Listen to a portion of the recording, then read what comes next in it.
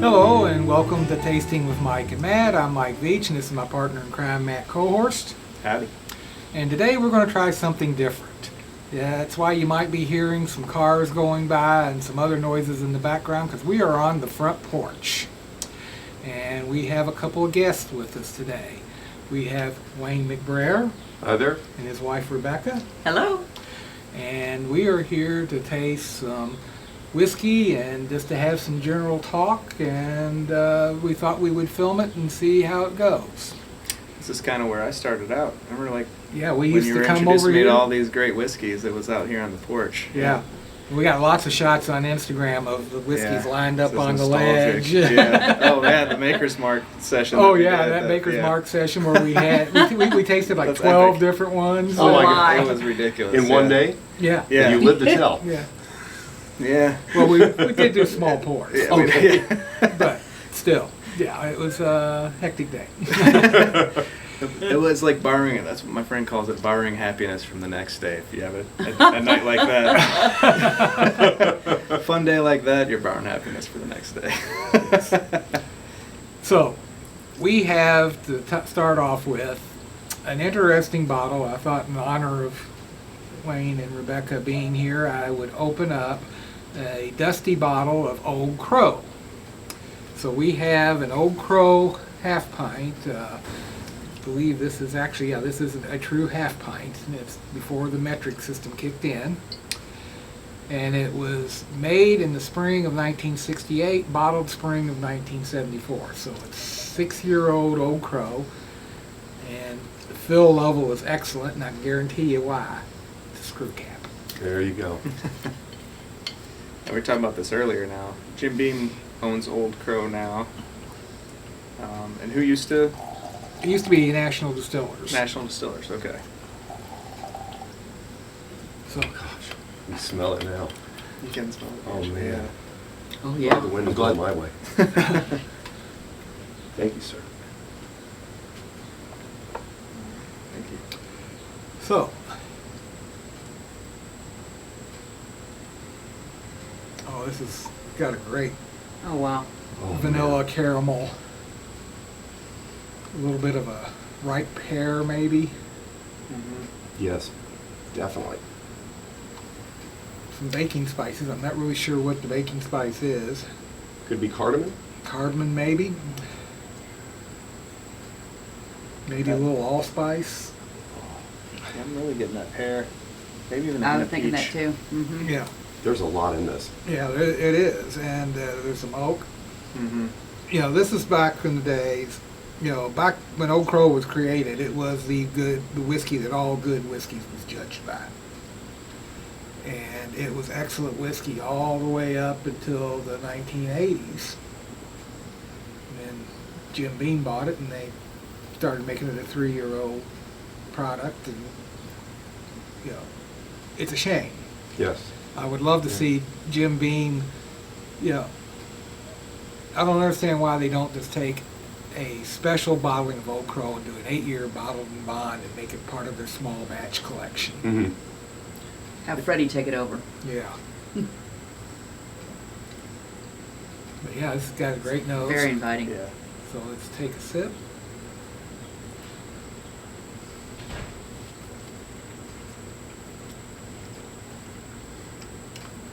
Definitely, I think the spice I was smelling is allspice, because I'm getting a lot of cinnamon and nutmeg on them. Yes. Oh, yes. Yeah. I'm getting like caramel, and I'm actually getting peaches Yeah. on the taste. Almost peaches and cream. Yeah. It's interesting, a lot of the warmth is up front, Mhm. and it smooths out in the back. Mhm. It doesn't give that hug, No. but it Yeah. is good. It's got great legs on that glass too. Yeah. Excellent whiskey. Mm-hmm. I think I got another couple bottles of this upstairs, so. Nice. So let's try it with a cranberry.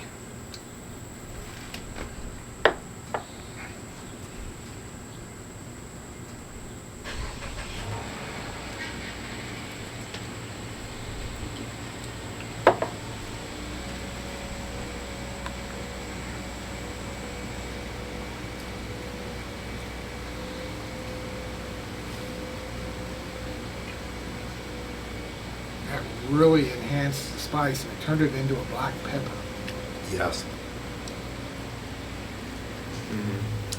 Get a little leather. A little leather Nice on leather there. on the finish. But there's also some lingering vanilla on the finish too. It's like you said, Wayne. It's a smoother finish, but there's a lot of flavor to it on the finish. And I think the cran really like enhanced that leathery and that nice warm oak. But it kind of took the fruit out of it. It did. It did. It It's still muted it a there, little bit. but it's not as present. Yeah. It brought forward the black pepper, though. In a good way, though. It's very good. Cleanse your palate. Thank you.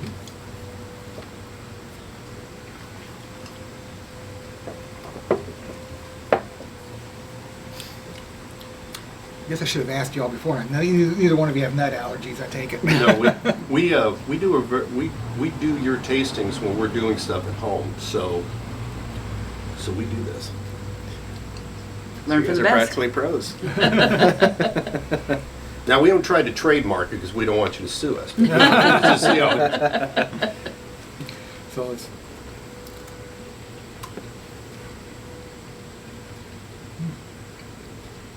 It's a tasty pecan. Oh, it is. I was thinking that.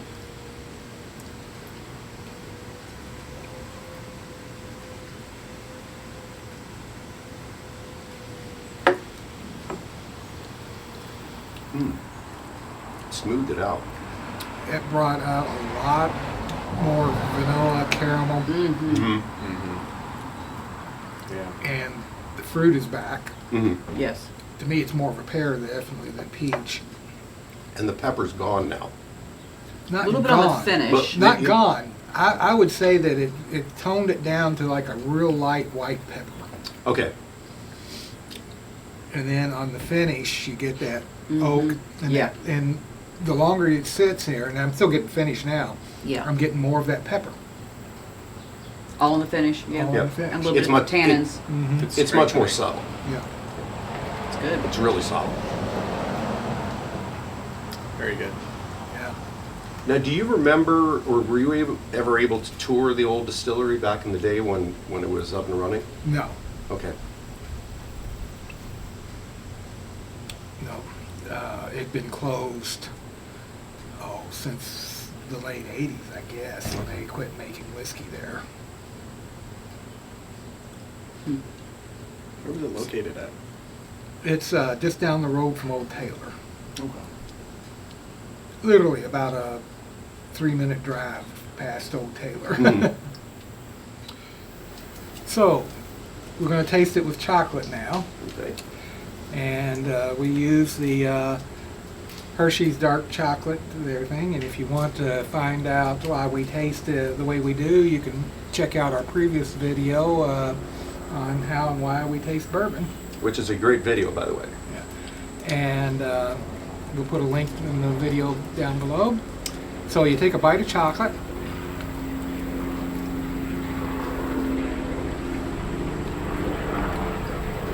And sip the bourbon.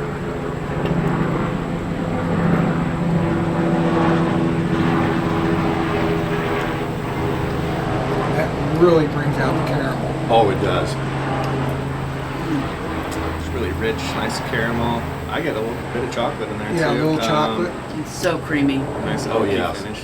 Nice solid oak finish. But it does take out the fruit and spice for the most part. There's just a Yeah. hint of fruit, just a hint of spice, but the oak on the finish is nice. Very And that's nice. where I really get the chocolate. And I'm not sure that it's all from the chocolate itself.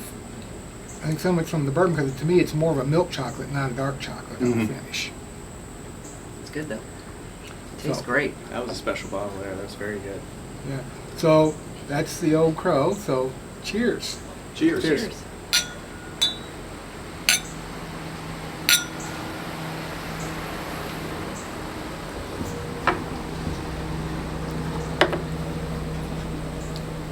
So now I thought I'd leave it open to some questions and such, if you all want to do some front porch banter, as I like to call it. What's your earliest memory of bourbon? And what I mean by that, whether it be something you tasted, or maybe even when you were younger, seeing commercials or print or something of it. my earliest memory of bourbon is Mom and Dad playing cards with some friends, and they having some bourbon up the. What were they having? I couldn't tell you. Probably Heaven Hill. No, they were just drinking whatever bourbon, It's funny you say that because my folks all played cards too. It was what everybody did then. Yeah. You know? Oh, nice helicopter. Pink Floyd. That's what you get for shooting outside. Yeah. Yeah. But anyway, I remember my parents did. They played cards. They used to love to play euchre. That was from Michigan. It's a northern thing. And I remember Wild Turkey 101, and my dad liked Jack Daniels a lot. So that was my first memories of whiskey and bourbon. yeah, I really never paid that much attention to bourbon until I started working at United Distillers. That's why I really started developing a taste. Before I liked it. Everybody likes it in Kentucky. It's That'd be the natural thing. Yeah, but when I started working at United Distillers, that's when I really started enjoying it for what it is.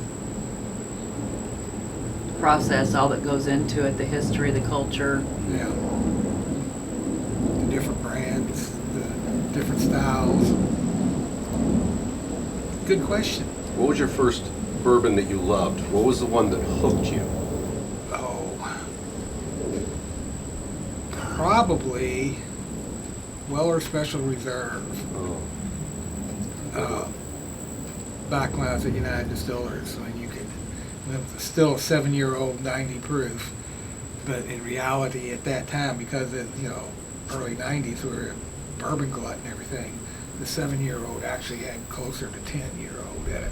Well, nice. Because they just had so much of it around. That's the one that got me. What you, Matt? Yeah. Oh, for me, Old Folk. it was Old Forester. Yeah, Old Forester '86. It was in my budget, and my friends and I, we would play music together, and that was what we would buy. We'd get some Old Forester, and we'd do our band practices together, and then when we'd go out and play gigs, we also usually got, like an Old Faux and Diet or something like that. But yeah, that's kind of how I started until I met you, and then you opened up my my world of whiskey and my love for it. I should mention at this point the music that's on our videos was composed and played by Matt. Oh yeah, that's me. Yeah. So what's yours?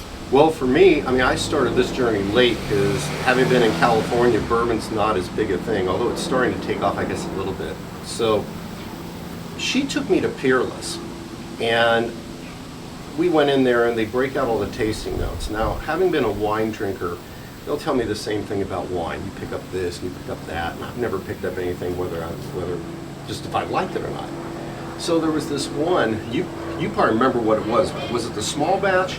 It was a small batch. It was a small batch, and they said that one of the flavor profiles in it was cola.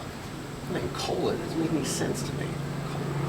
I tasted it, and I looked right at her, and I'm like, I'm gonna have to buy this bottle because I picked up cola, and I was not expecting that.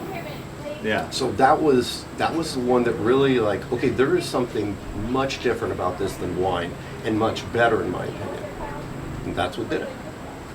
Nice. Yeah. Well, I probably grew up around it quite a bit, but my favorite story of bourbon was in college. I was in a sorority, and my chapter advisor gave out a Leadership Institute scholarship each year. And the person that I won it my junior year, and one of the rules for winning it is you had to man her bar at the institute in her private room, and she wanted to make sure that it was filled with Wild Turkey 101. And so I drank quite a bit of Wild Turkey 101 that weekend and came to love it and still love Wild Turkey today. So, Yeah. advising, right? Sorority advisor, what they teach Wild you. Turkey's a great product. It I've is. always enjoyed it. Yeah. I love the rare breed stuff. Yeah. Oh, yeah. Rare breed. Yep. Russell's 10. Russell's 10. Oh yeah. Oh, I Great could product. still remember when it was still Wild Turkey 101 8-year-old. Mm-hmm. It was so good. Yes. 101 is still good, but it's not near as good as it was when it was Exactly, when it had a 8-year-old little bit and darker label on it. Yeah. Yeah. And I remember you used to be able to get the Wild Turkey 12-year-old out of Japan. You know, they sold some of it here in the United States, but then they discontinued it because it sold so well in Japan. You know, it's just like I.W. Harper. The reason I.W. Harper was discontinued in the United States for so long is that it was a really hot bourbon in Japan in the 90s. You know, you could buy, they could buy a bottle of, the I.W. Harper in Japan. It'd cost you about $110, you know, in 1990s dollars, you know. Wow. So what they would be doing is they'd come over here, buy a case or 2 or 5 or 10, and take it back to Japan, pay the entry tax on it, and still undersell what everybody else was selling it for in Japan. So that in order to prevent that gray market, as they call it, because it was totally legal, but, you know, they discontinued it in the United States. And they just brought it back here back 10 years ago, I guess. Oh, okay. Makes sense. Interesting. We're still getting stuff on the nose in this glass, I'll tell you. Well, my glass is empty, but I'll tell you, sometimes, Oh, smoke Oh. now. Oh. Smoky. Oh, yeah. I'm getting like real rich Oh, butterscotch. Yeah. yeah, that too. Oh, You know, It's- smelling the empty glass is always a good thing to It's a do. treat. Yeah. We love it because it makes it tasting a lot longer. We've sat there for 45 minutes to an hour on something where you can pick it up and you keep playing with it. It's like it's getting. it evolves. It just keeps crazy. evolving. Yeah. Right. Exactly. It's like wine after a while. If you do that with wine, it's like it's not smelling too good now. Yeah, you can turn to vinegar. Yeah. Yeah. Exactly. But this, it can pick up for a while before it finally settles. Well, I have a friend, his wife got into bourbon because he would have friends over and playing cards and drinking bourbon. And the next morning she'd get up and clean up the glasses and such, and she'd pick up the glasses and smell them. And it smelled so good because he had been sitting there overnight. Like I said, smell the empty glass, and it really does. Great. I have another question. It's a 3-word question. Stitzelweller Challenge. Is there a possibility that we're going to see something like that or similar in the future that you guys will be doing? We've talked about it We because have. there's a lot more wheat recipe bourbons out there now, and it won't be the same because we finished off that bottle. Oh, we watched it each time go down the floor. We started watching your videos. We went way back. And so watching at the beginning, and when you started doing the Stitzelweller Challenge, and I kind of had an idea what it was, Old Fitzgerald and everything, and I see this young kid on it, and he's just like got this big grin in his face. And, you know, and we were just like, gosh, this guy is just so lucky. He's sitting there wherever, and, you know, you guys, it was just fun watching Fun to that. watch. And then, Yeah. and doing the comparison, and especially because you really remember it from back then, and then Yeah. you're experiencing it through him, Yeah. which is really cool. That's why there's so much value in, honestly, we still go back and we'll watch some of that stuff. Yeah. Oh yeah. Thanks. Yeah. Glad you appreciate it. Oh, it's, I mean it. The Stitzelweller bourbon is a legend in its own, and it's really interesting to see what the original Stitzelweller. Well, when you talk about Stitzelweller, you're really talking about 3 different phases, and the reason that I picked that bottle because that is the original Stitzelweller. Van Winkle owned the distillery when that whiskey was made, and it probably still was going into the barrel at 107 proof, and that's the flavor profile that I was shooting for. That's my favorite flavor profile. You know, even in the later days of Stitzel Weller, they started raising the barrel entry proof. And when they closed the distillery down in 1991, it was up to 114 proof. So that you could tell the difference between that Stitzel Weller and the Van Winkle Stitzel Weller big time. But you can tell a big difference even between Stitzel Weller and say Buffalo Trace Weller. Mm-hmm. Are you a fan of the current Buffalo Trace, the Weller? It's okay, but I'll tell you, we had a Bard's meeting, our Bourbon and Rye Drinkers Society, Okay. and it was a friend, you know, one of the members who hosted it at his house, and it was a blind tasting, and one of the blind tastings was W.L. Weller Special Reserve. And everyone there thought it was the worst product of any of the four that we tasted because it was just bland. Mm-hmm. There's not a lot of flavor Not to a it. lot of Yeah. flavor. Mm. And the reason is that it's not 7 years anymore. Mm. It's probably 4 years a day. And it just was so disappointing. I think that's why the Antique 107 seems to step it up. It seems a little more Yeah, flavorful, because it's got a little higher proof. Exactly. A little more proof, and it's probably a little bit older. maybe a little bit older. You know, and that's my complaint about Buffalo Trace is they've got what? 8 different versions of Weller now? Mm-hmm. At least. Yeah, and why? You know, to me, make enough whiskey to support Special Reserve and Antique before you start going into other brands and such. You know, bring the Special Weller Special Reserve back to a 7-year-old. Yeah. And if you're going to have that many different versions, you know, since you've been doing this with Blanton's, you might as well just put letters on top of it with some other animal or whatever, and Yeah. you know, like a buffalo. Have it spelled Johnson, you know, for Freddie, you know, or something like that. Because otherwise, it's just like you're just kind of replicating the same Have thing. it spelled Weller. Weller, yeah. But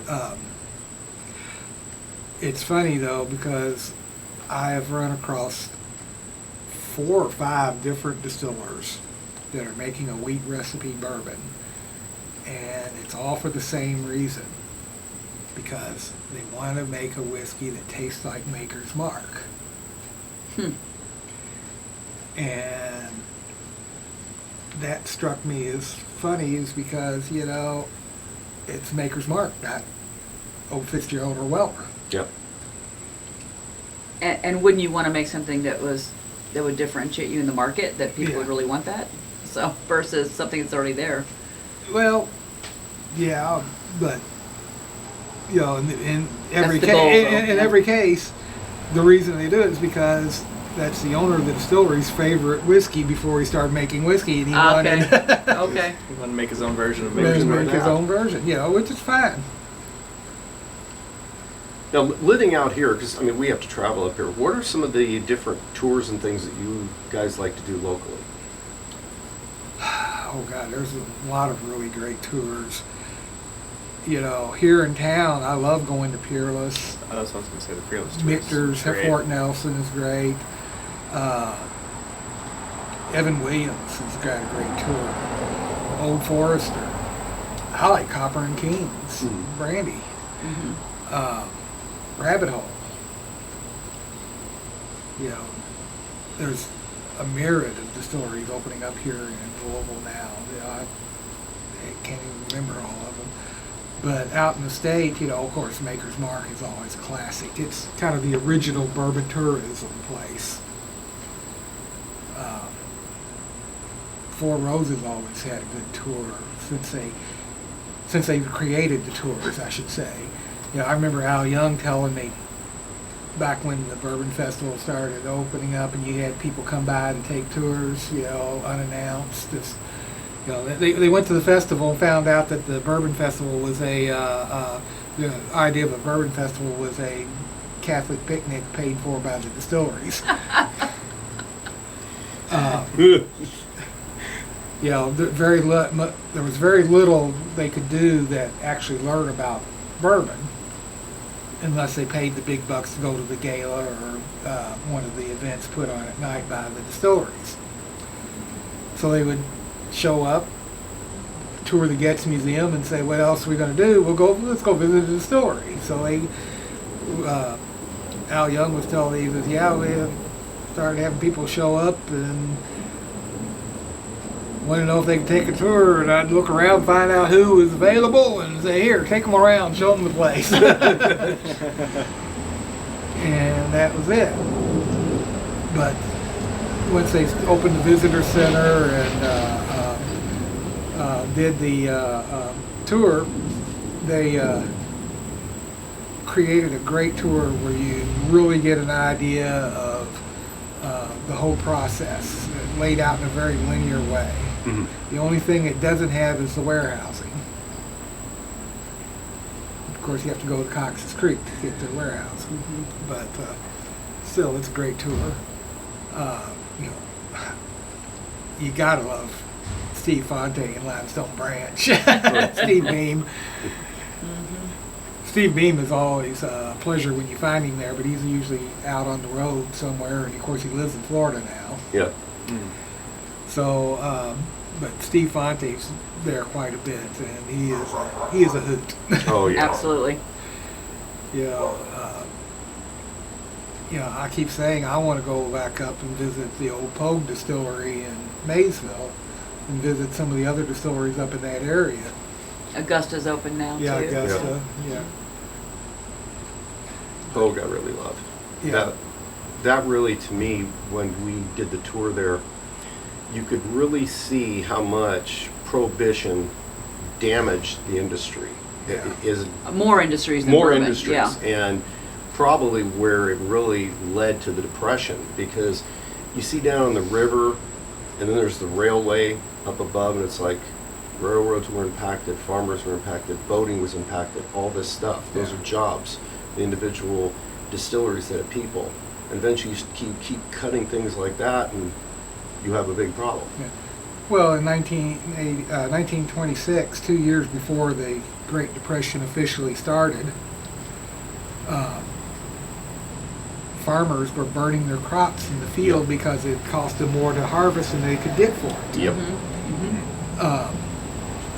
You know, and this is all grains that could have been used to make beer and bourbon Yep. and rye. But yeah. We often have people ask us, because we've been on 61 different distilleries at this point, so people often say, which is your favorite? You can't pick a favorite. I mean, I can't pick a favorite, so it's always, what do you like, what do you love, what do you want to do? And for Louisville, if we have someone that's never been to a distillery, we do send them to Old Forester, because it's kind of soup to nuts, Yeah. right? They've got it all. You can watch it be bottled, you can see the barrel being made, you know, you got a Yeah. great tasting with some chocolate. Depends on, but you know, then you go to somewhere else, like you said, Maker's Mark, and it's just so amazing. You walk through and the beautiful ceilings, everything that's Yeah. going on in there, the old cedar. I would have to fermenters. say I have to go with Maker's Mark as my favorite tour because it is so complete. Yeah.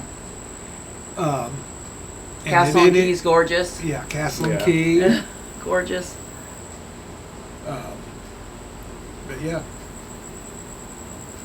So, what are you all doing in town today? Well, outside of being here, we spent some time yesterday. Maybe Rebecca would want to talk about what we did with our friends from San Diego. Yeah, they were coming in town, and we learned that they had never had a drop of bourbon. And wow, you're going to be in Louisville and you've never had bourbon. So we had a long discussion, and I finally said, I remember you talking about, Mike, how you had gone on the chocolate and bourbon walking tour, and I said, that sounds like a perfect introduction to bourbon, because it also involves chocolate, and we can entice them with that. So it was kind of funny. We're at Art Eatables, and they have the first chocolate is made with Maker's Mark, and then you drink a little bit of Maker's Mark, and they're like, whoa, that is so hot, you know. And I said, well, the chocolate's getting you in there, you gotta love it, right? So they're doing all that. By the time we get done, everyone is enjoying the bourbon. Sometimes they've tried it with ice at one place.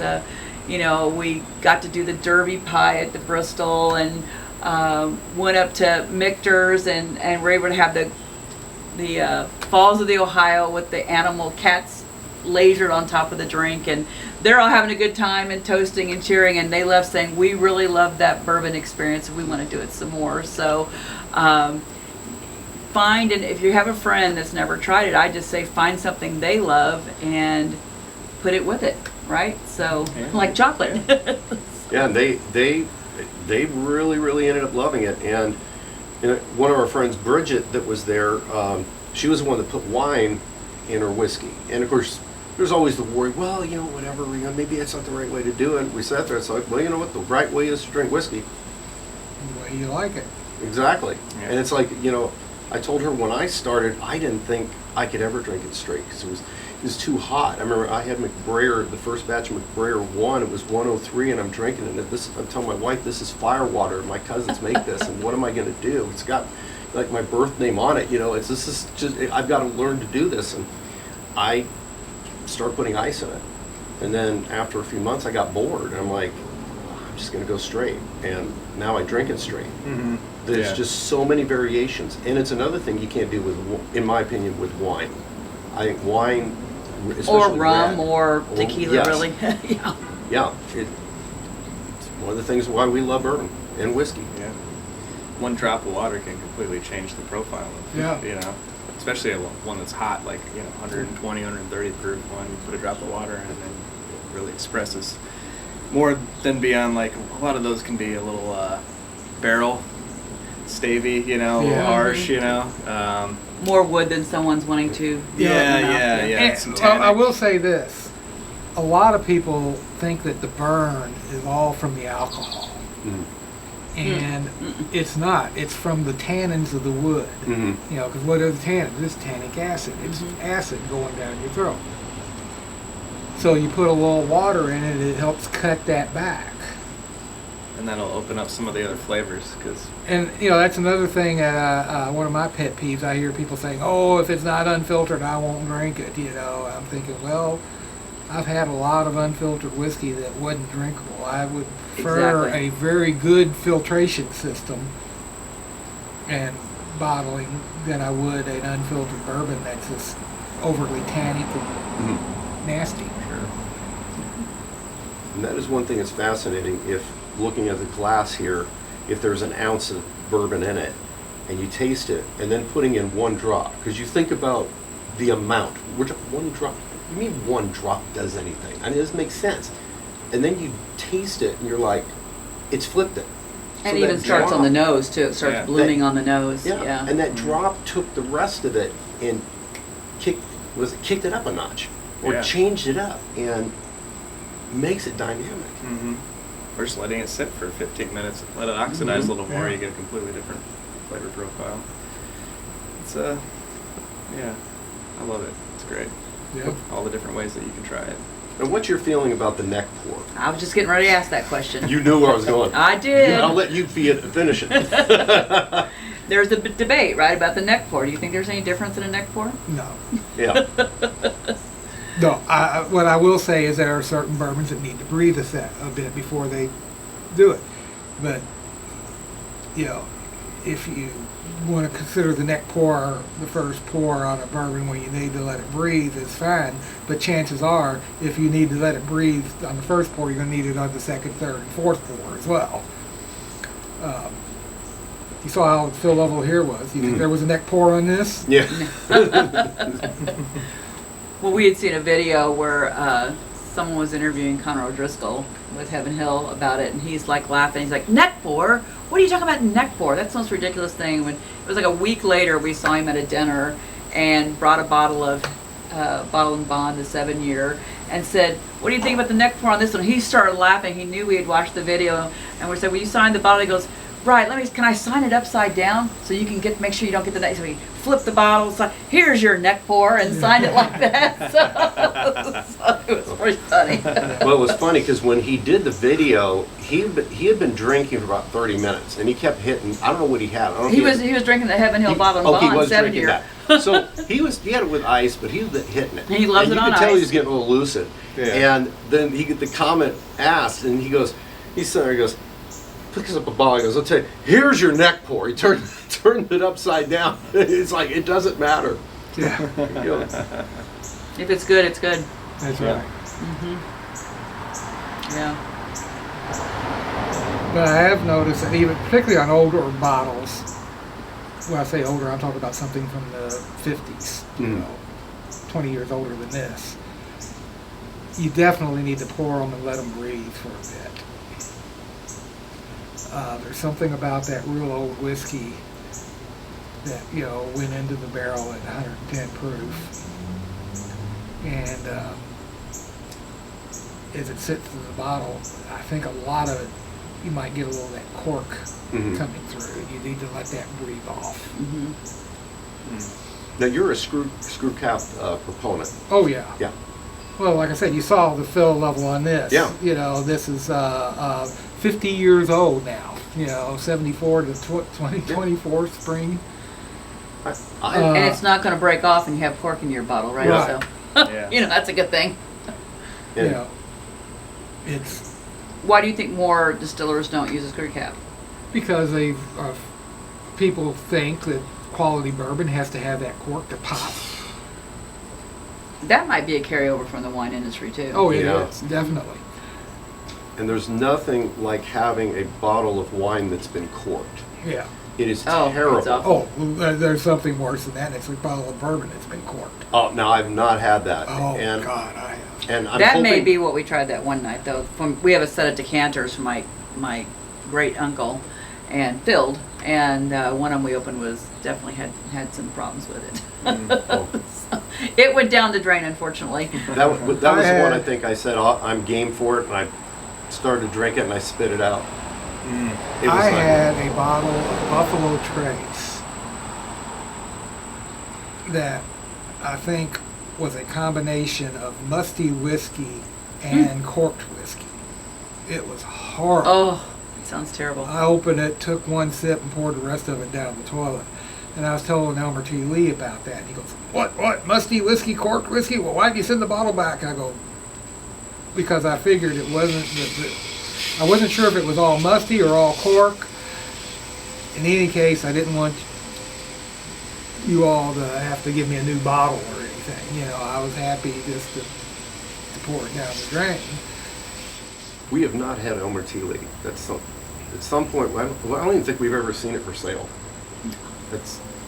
But I'm sure there has to be a difference between what was made then and now. Yeah. Well, I used to love Elmer T. Lee over Blanton's because basically it was, according to Elmer, it's about 3 years older and about $20 cheaper a bottle. But, you know, of course, that went away after he died, at the lower price and such. Availability, it's hard to get hold of it now. Yeah. Yeah. I've got a bottle or two around here, but We brought something to have us taste on the porch here. okay. And let me hand this over to you, sir. Thank you. Have you had this? No, I haven't. Huber, Starlight, Carl T. Huber, bourbon whiskey finished in peach brandy barrels. I love this. It's 118 proof, 4-year-old. You know, I've always been a big proponent. I've kept on trying to get one of these craft distillers to try this.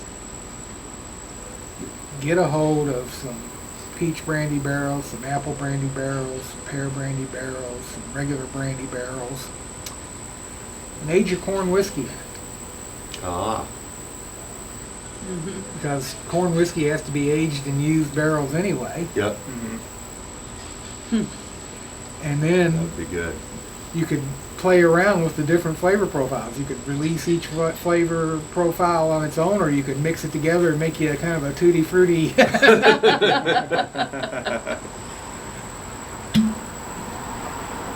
So if any craft distillers are out there and want to use this idea, feel free. I'm not going to make any patent on it or anything. But he would request a bottle, please, so he could sample it and taste it on the porch. Actually, before I go pouring this, I'm going to wash my glass out. Okay, that's a good idea. And something I always learned, I learned this when I was working at United Distillers, is that when you wash your glass out, drink the water because it helps keeps you hydrated. That's how we do it anytime we're at the Bourbon Society meetings and such. We always do that.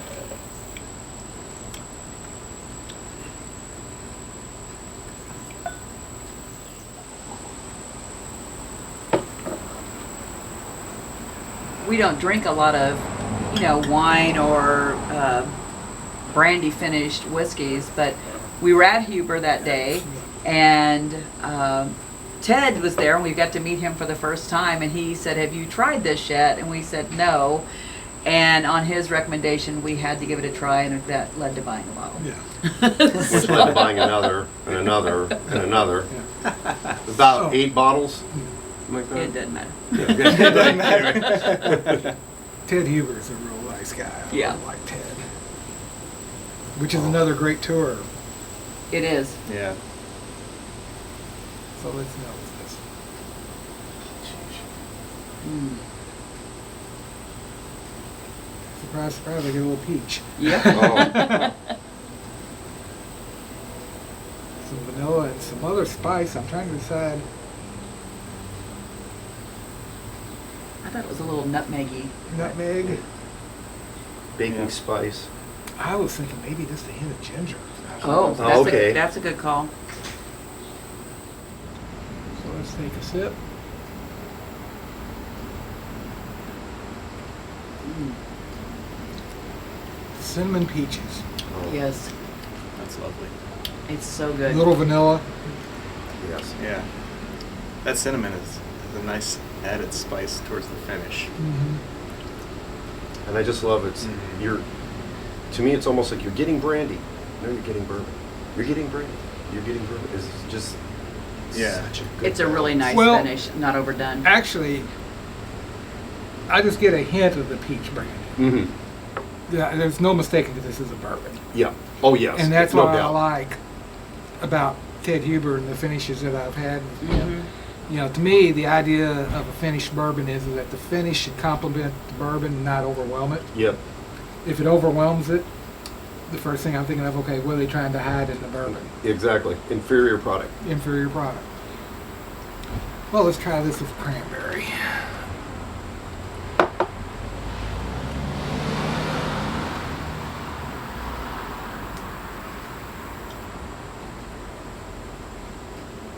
Thank you.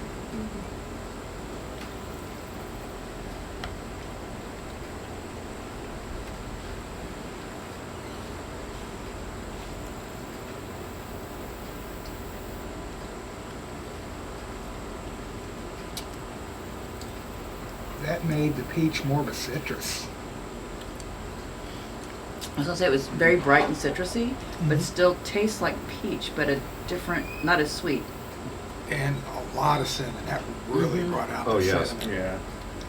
Almost like Enhance just- the finish on it too. For Yeah. Me. Like it's like cinnamon and Yeah. oak. Yeah. A little longer. Mm-hmm. Mhm. I'm getting something in the back, but I'm not quite sure what it is. It seems like it's sweet. It's pleasant. I would say a little pipe tobacco myself. It could be. Let's try it with a pecan.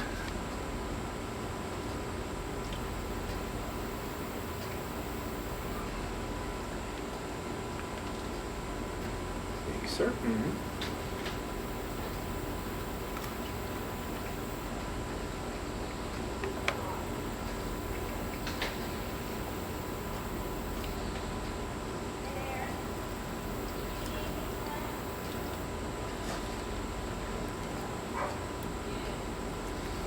That's peach. Lots of peach, lots of caramel. Lots of caramel. just a hint of milk chocolate on the finish. I was gonna have them get a little bit of chocolate on the back end.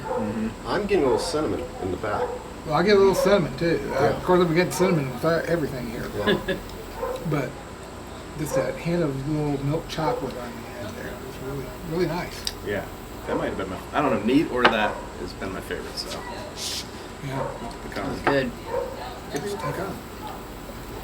Palate. Try it with some chocolate. Do you need another piece of chocolate? I still got some, thank you. You still got some? I got some. Mine? Thank you. You're welcome.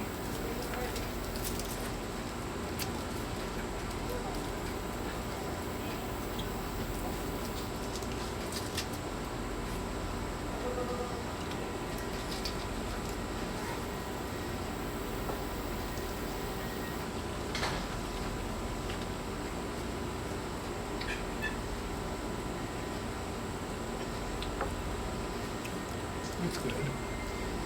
It's good. It muted a lot of things for me. But Yeah. I still, Yeah. I still get that cinnamon. I'm getting like a lot of brown sugar for some reason. Yeah. I agree. Yes. Yeah, but to me, the chocolate really kind of overwhelms the whiskey. Mm-hmm. Yeah. Kind of puts everything in the background a little bit. Right. But I would prefer it. I'm going pecan all the way. I Yeah. thought that was just amazing with it. Yeah. Or neat. Yeah. You know. Pecan or neat. Yeah. I think I like it neat the best. Neat, and then probably of the three, I do like pecan. I think it's interesting. Yeah. It wasn't what I was expecting it to be. Yeah. Good. Usually a pecan will really bring out the oak tannins and such, but this is